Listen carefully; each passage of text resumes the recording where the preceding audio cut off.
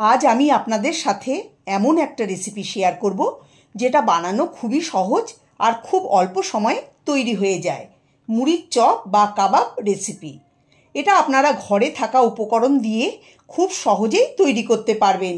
খেতেও হয় খুবই মজাদার আর সুস্বাদু। বাচ্চারা বড়রা সকলেই পছন্দ করবে।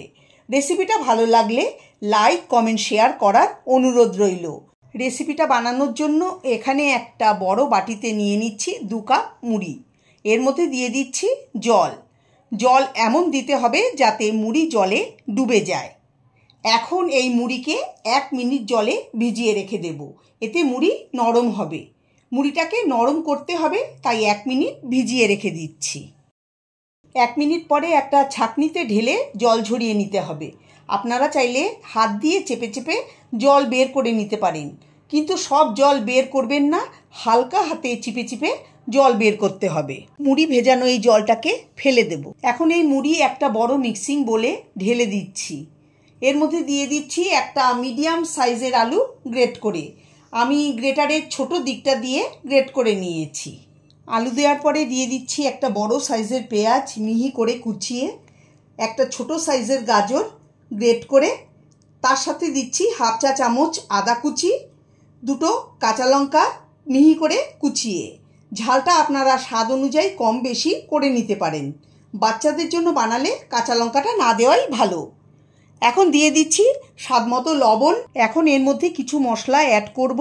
দিয়ে দিচ্ছি ছোট চামচের 1/4 চা চামচ হলুদ গুঁড়ো, 1/2 চা চামচ জিরের গুঁড়ো আর 1 চা চামচ চাট মশলা।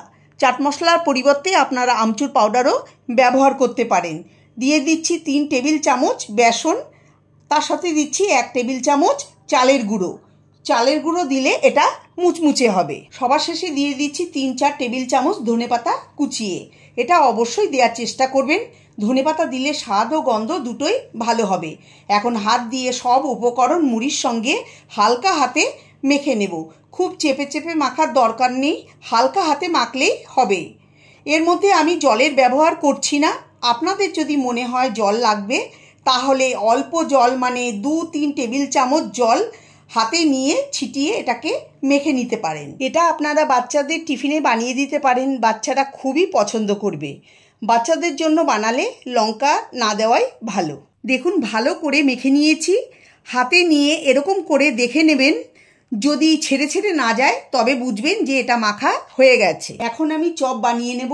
তার জন্য হাত পরিষ্কার করে ধুয়ে হাতে সামান্য তেল লাগিয়ে নিয়ে এখান থেকে অল্প অল্প করে নিয়ে প্রথমে এক হাতে নিয়ে চেপে চেপে গোল করে, তারপর 2 হাতে তালুতে রেখে গোল গোল চ্যাপটা টিকিয়া বা কাবাবের শেপে করে নিতে হবে। তারপরে পাশগুলোকে এরকম করে চেপে দিতে হবে যাতে ভাজার সময় খুলে না যায়। দেখুন, এইভাবে আমি সব চপ তৈরি করে নেব। দেখুন, সব চপ তৈরি করে নিয়েছি। অন্যদিকে গ্যাসে প্যান বসিয়ে দিয়ে দিচ্ছি 3-4 টেবিল চামচ সাদা তেল। আমি শ্যালো ফ্রাই করব। এটা শ্যালো ফ্রাই করলে ভালো হবে। তেল গরম করে নিয়েছি। এখন মুড়ির কাবাবগুলো তেলে দিয়ে দিচ্ছি। এখন গ্যাসের ফ্লেম মিডিয়ামে করে এগুলোকে ভেজে নেব গোল্ডেন ব্রাউন করে। আমি 2 বারে কাবাব ভেজে নেব। তেলে ছেড়ে সঙ্গে সঙ্গে নাড়াচাড়া করবেন না, তাহলে এগুলো ভেঙে যেতে পারে। এক পাশ গোল্ডেন ব্রাউন করে ভাজা হলে অপর পাশ উল্টে ভেজে নিতে হবে। আপনারা রেসিপিটা অবশ্যই বাড়িতে ট্রাই করবেন আর কেমন হয়েছে কমেন্ট করে আমাকে জানাবেন। রেসিপিটা ভালো লাগলে লাইক, কমেন্ট, শেয়ার করার অনুরোধ রইল। উল্টে পাল্টে চপগুলোকে গোল্ডেন ব্রাউন করে ভেজে নিয়েছি। এখন তুলে নিচ্ছি।